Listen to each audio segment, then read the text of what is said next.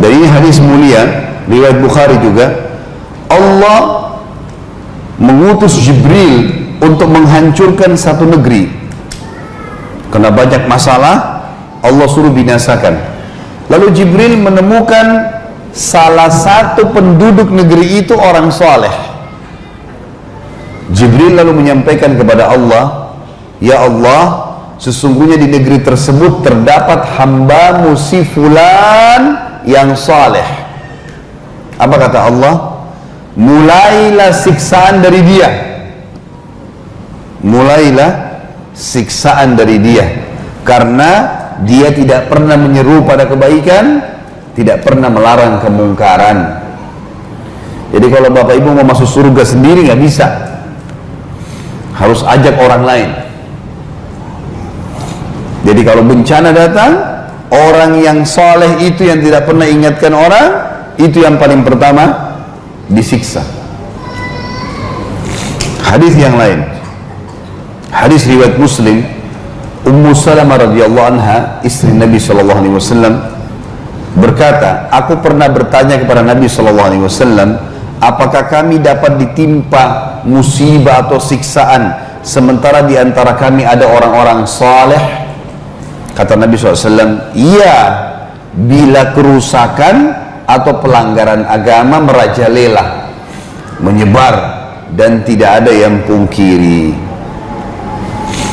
Teman-teman sekalian, kalau antum melihat orang berbuat salah,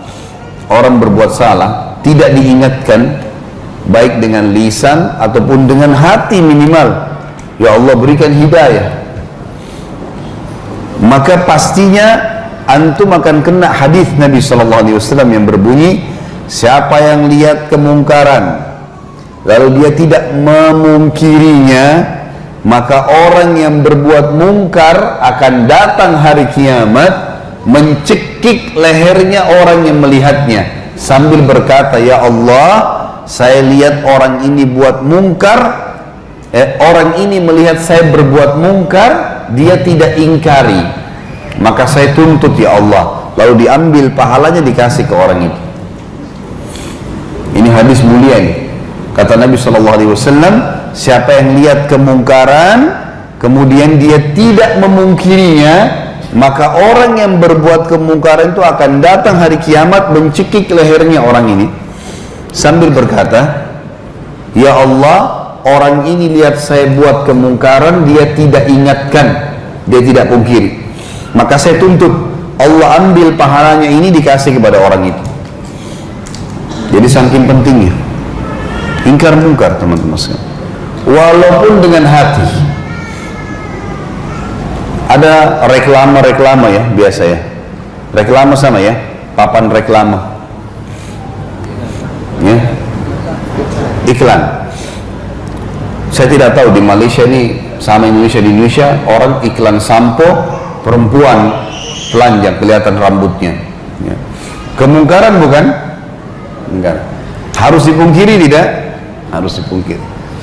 Maka saya bilang sama jemaah saya di Jakarta, kalau yang punya kekuatan nasihati, kalau yang tidak bisa setiap lewat, ya Allah hilangkan kemungkaran ini, dapat pahala, dan kalau musibah datang tidak kena kita. Mungkin berapa banyak tadi bapak ibu menuju dari rumah ke masjid ini, ada perempuan muslimah tidak pakai jilbab, ya Allah berikan hidayah, berikan hidayah Allah.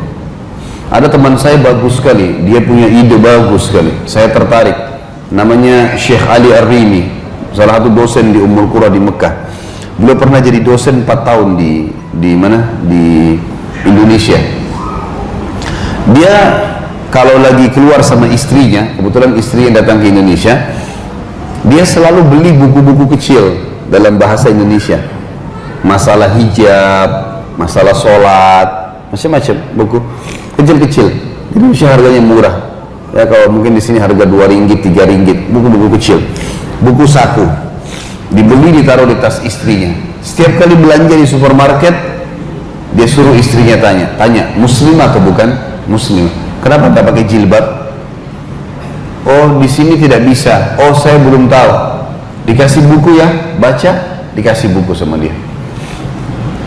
Mungkin dia keluar 10 ringgit, 100 ringgit, 50 ringgit satu hari, teman-teman sekalian.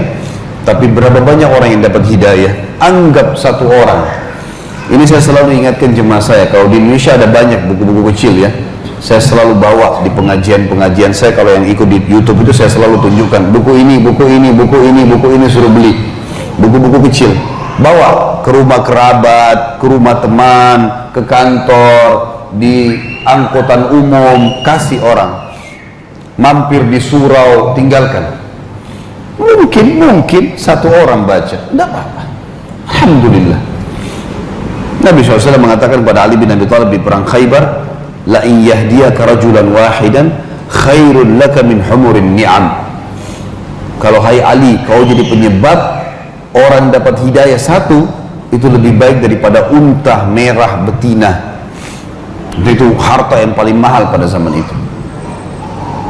Baik, ini teman-teman sekalian sebab-sebab bencana umum. Hindari ini semua ya. Penolakan terhadap Rasul, dosa-dosa besar merajalela atau merata, kezaliman, dan tidak beramar ma'ruf dan nahi mungkar. Maka insya Allah tidak ada bencana.